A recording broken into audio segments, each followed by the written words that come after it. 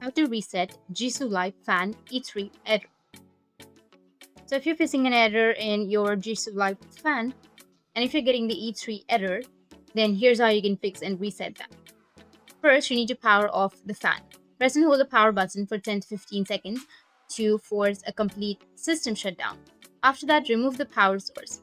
Unplug the fan from the charger. If your model, such as the Ultra One, has a removable battery, pop it out for at least 30 to 60 seconds to completely power cycle the device. After that, you need to go with firmware update. If the error persists, consider updating your fan firmware. Some users have found that performing a firmware update can resolve persistent error codes. Check for the obstructions. Carefully look inside the fan grill. Use a soft brush or compressed air to remove any built-up dust, hair, or debris that might be caught. Spin the blades manually. While the fan is completely off, gently flick the fan blades with your finger to ensure they spin smoothly. If they feel stuck or grind against something, the motor may be misaligned. At last, you can just simply go and reconnect and restart. Reinsert the battery if applicable or plug into a stable charger, then turn the fan back on. In this way, you'll be able to reset or fix your E3 error on your Jisulife fan. If you have any questions, feel free to comment below. Thanks for watching.